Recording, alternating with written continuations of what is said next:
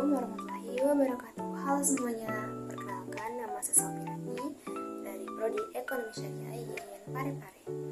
Dan pada kesempatan kali ini saya akan menjelaskan sedikit materi tentang akad qard dari salah satu mata kuliah fikih muamalah yang diampu oleh Ibu Umaymah MPI.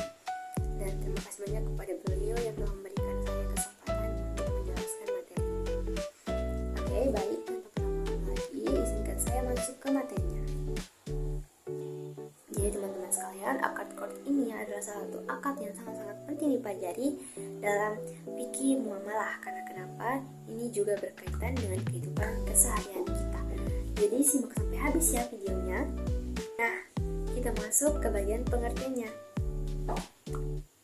Akad qard dalam segi bahasa, akad qard atau qard artinya adalah memotong. Jadi memotong sebagian harta untuk diberikan kepada orang lain agar dimanfaatkan.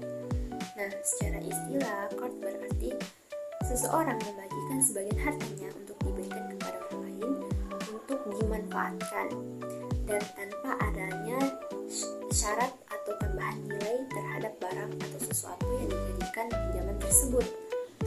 Nah, jadi akad qard di sini adalah akad pinjam meminjam ya.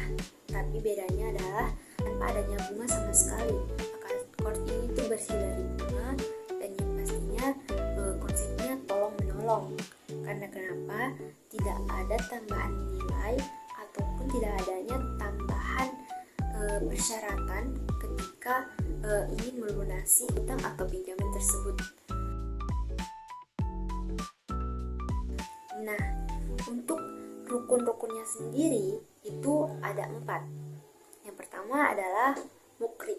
Mukrid itu adalah orang yang meminjamkan uangnya atau barangnya atau sesuatu kepada orang lain. Nah, yang kedua adalah muktarid.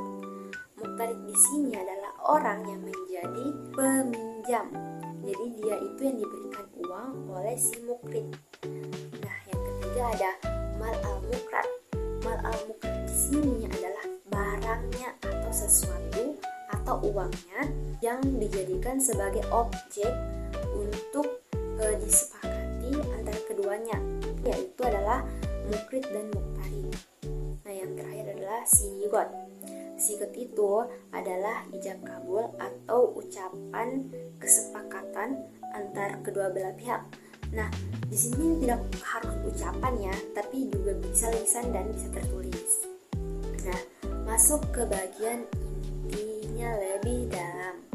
Contohnya dalam kehidupan sehari-hari, akad qard ini sering ditemui ketika seseorang ingin meminjam uang kepada orang lain dengan jumlah misalnya 100.000 dan orang lain tersebut memberikannya uang 100.000 dan memberikan pernyataan bahwa kamu kembalikan uang ini dalam jangka yang telah ditentukan dengan nilai yang sama tanpa adanya tambahan.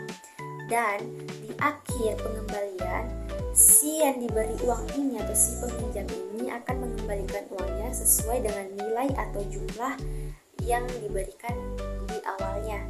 Jadi benar-benar dikembalikan 100.000, bukan 100.000 atau 100.500 atau 100.000 dan ada tambahannya begitu, tidak, tapi benar-benar pure dikembalikan 100.000 tanpa adanya tambahan nilai. Nah, itu tuh contohnya dari akad qard ini. Selanjutnya dalam konsep perbankan syariah kita juga dapat menemukan akad yang serupa, namanya akad hasan. Jadi dalam perbankan syariah itu ada yang dinamakan meminjam uang kepada bank, dan ketika ingin mengembalikan itu juga dikembalikan dengan jumlah yang sama pada awal kita meminjam. Jadi bank itu tidak meminta bunga sama sekali, karena jika meminta bunga atau memberikan nilai tambahan atau syarat tambahan di akhir pemberian, maka itu jatuhnya riba, dan riba itu haram dalam Islam. Jadi teman-teman sekalian harus diperhatikan ya, ketika kita meminjam uang dan ternyata ada tambahan bunganya, itu jatuhnya riba dan itu haram. Nah, selanjutnya adalah untuk memperjelas dari pengertian rukun, syarat, dan juga contohnya saya memberikan skema di akhir video. Saya harap teman-teman sekalian menyimak dengan baik dan memperhatikan dengan baik. Dan juga saya persilakan kepada teman-teman untuk menyaksikannya. Check it out.